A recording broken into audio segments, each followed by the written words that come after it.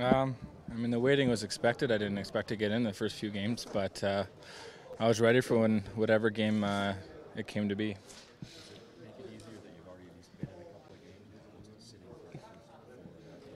Yeah, yeah. Even preseason, getting a few games, a couple in a row, and just a little small amount of games in a short amount of time in comparison to last year.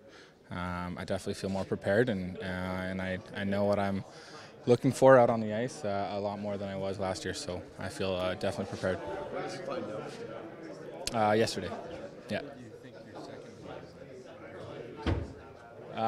My second Goaltender relief. Obviously, it wasn't as good, but I still felt good. My movement feels good. My tracking feels good. But I'll be more than prepared for the start tonight. You only get so many chances as a backup to make an impression on your coach. As I recall, your last exhibition game was an excellent performance. Maybe just talk about the opportunities you've had and how you feel you've done grabbing those and what you've left impression-wise with the coach. Yeah, I mean, last year was tough considering the amount of playing time I got. Like you said, the opportunities that do present themselves are that much more magnified when they come so far or so few. But this year, it's nice to be here right from the get-go. I'm looking kind of long-term. I'll get plenty of opportunity throughout the year, and I'm looking forward to the first one. These guys show the team in exhibition season on pretty much a best-on-best game. This is not a team you take lightly. What do you see from them? No, they're an excellent hockey squad, and I think Scott Darling is a great goaltender. That really solidifies that position for them, and it makes them that much stronger. So this is one of those leagues where there isn't a bad team, and you got to come ready to play every single game. This is an opportunity to maybe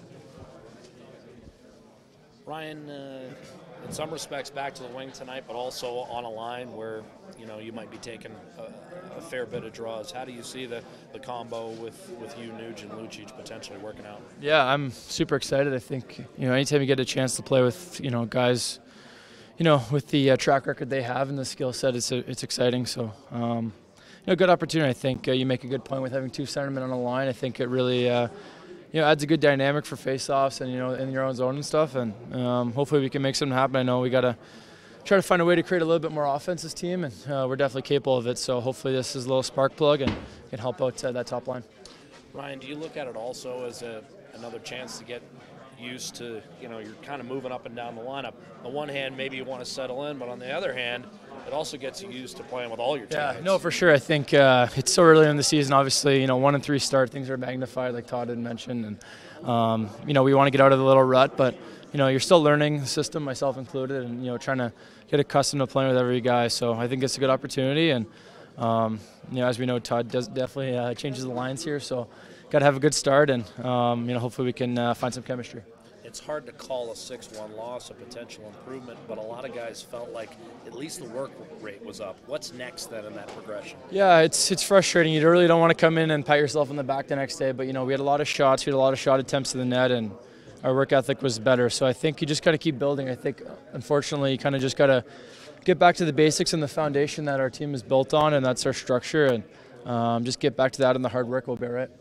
Will this feel more like a conference game than a lot of people would expect, simply because you saw Carolina twice a couple weeks ago? Yeah, we've seen them twice, obviously pretty recently, and we're going on the road too, so we know it's important to kind of close out this little homestand we had, and kind of feel good for that trip tomorrow. I think it's always better to get off to a good start and get on the plane feeling good about yourself. So it's a good test for us tonight, good opportunity, and hopefully we're ready to go.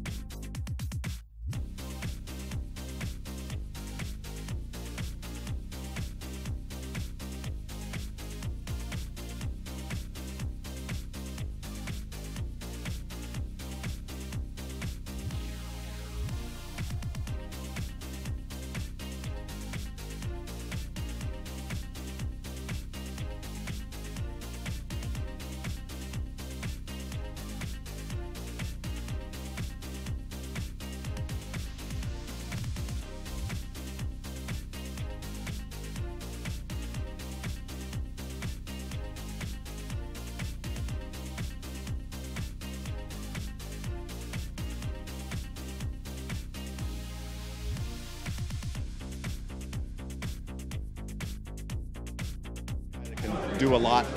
I mean, how do you? What sort of hole does he put?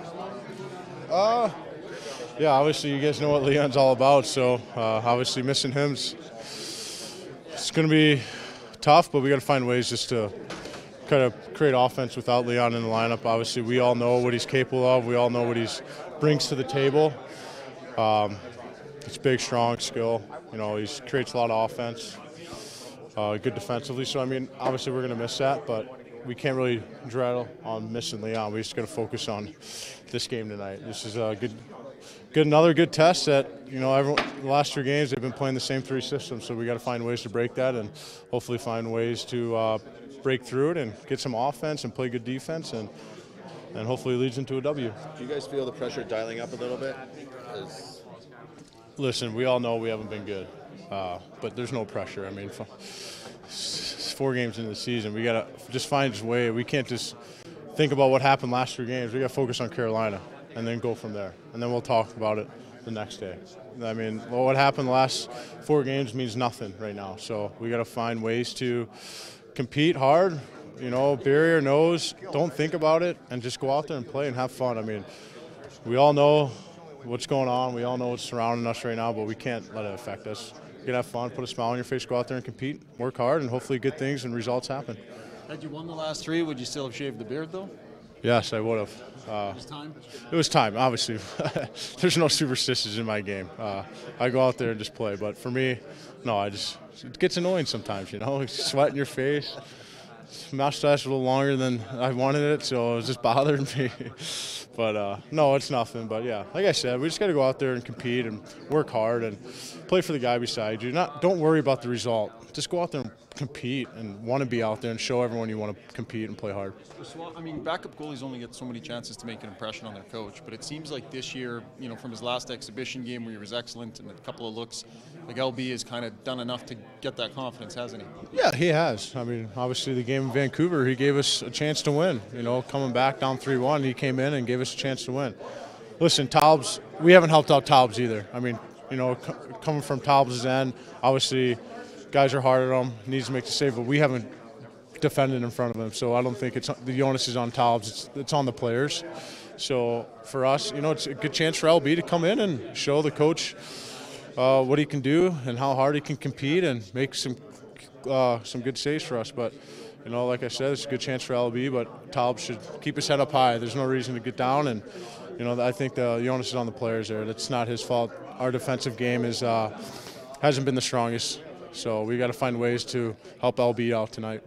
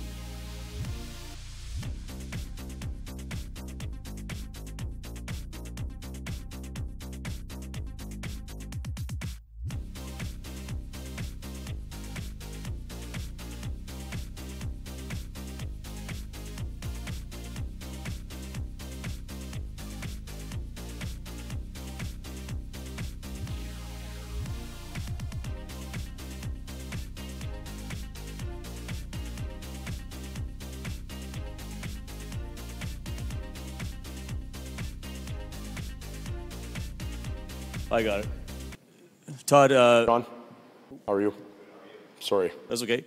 Tell me, why is this the right time for Brossoit to get a start, and just maybe a little bit about his development maybe you've seen since the time? Why is it the right time for? Because he deserves to play. We're 4 or 5 games into the season. His games have been pretty strong, so he deserves the opportunity to start. I think that's an interesting question that you ask. And then what are we looking for? We're looking for him to improve on his development curve. And he's been, year one, he had some things to learn practice-wise. I thought he accomplished that. And year two, he was a lot better. This year, we expect him to take more on and be productive. And we think tonight's his night that he can start that. Todd, backup goalies only get so many opportunities to leave impressions with their coach. Can you talk about the impressions that he's left with you, maybe even back to that one exhibition game where he was so good and then the look he got early season, the impressions he's left with you? Well, we go back, he started in Winnipeg, and we took a fairly young lineup and played against a veteran lineup in Winnipeg in exhibition season. Now, that can be dangerous when you begin to evaluate just pure exhibition results, but after a little bit of a shaky start, he really settled down and gave us a chance to win there.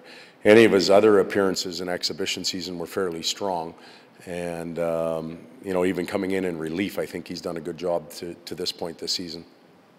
Is this harder to do with the current state of your team and the way it's not playing real well, and throw into that the fact Cam's game probably could use some work? Is it more difficult to make this decision, or does it become easier because your starter's not playing as well as he usually does? I would think that Cam needs some work, and he's probably not as pleased with his play as he'd like to be. But LB also needs, you know, he needs to play a little bit. We don't plan on playing Talb's 77 games this year or whatever it was. And LB was scheduled to get a start somewhere in here. If we're 4 or 5-0 or whatever our record would be if we won all our games, he would still be getting an opportunity to play. We have to play him. He has to develop and evolve. Todd, last year your defensive zone coverage took a big step forward from defensive boards, and early this year it's taken a step back. Is it cheating? Is it guys just on the wrong side of the puck? What are you not seeing from your group defensively that you saw last year? Well, some of it's fundamentals. We saw good fundamentals in game one.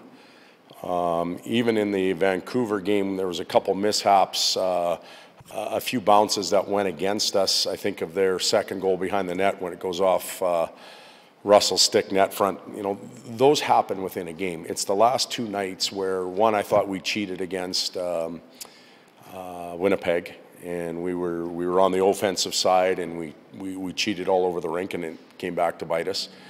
The other night, it was about fundamentals. It was board work on the first goal, not being able to clear the puck and then support that area. Penalty kill, obviously, not where it needs to be, giving up 3 in a given night. So all of a sudden, the goals start stacking up against you. We have the ability, regardless of who's in the lineup, to play solid defensively. We have to play it faster. We have to play it better positionally.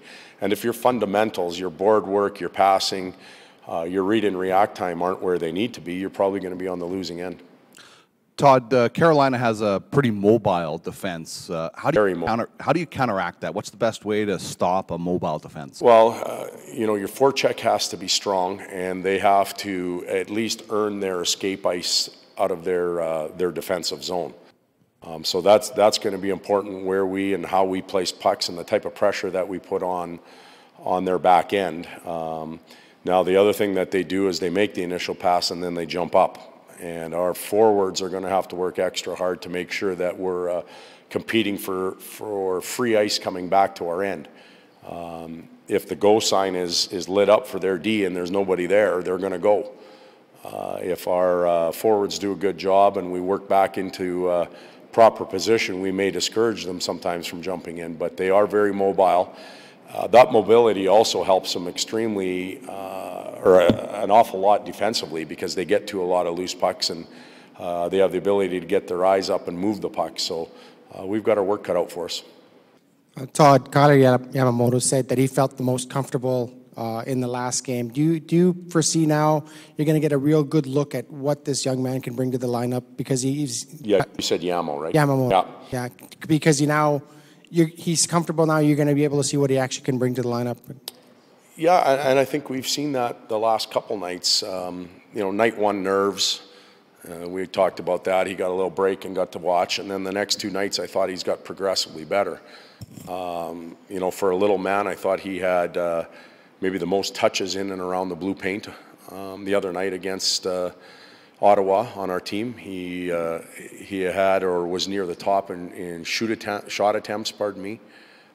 He created some plays. He's still deferring to Connor. We could see that on the semi-breakaway.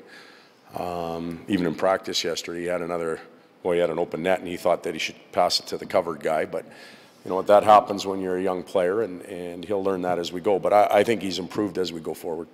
Benning was one of the first ones off. We assume he's back in. Malone. Who are you talking? Who did you? Sorry, Benning. Matt Benning is not available. He's sick. So sick. Okay. Yeah. Any other lineup changes you want to share at this time with us? Well, we'll go with the same D. Obviously, the goaltender change, and we've got Malone up. Malone's going to play, so one of our forwards is coming out. Okay.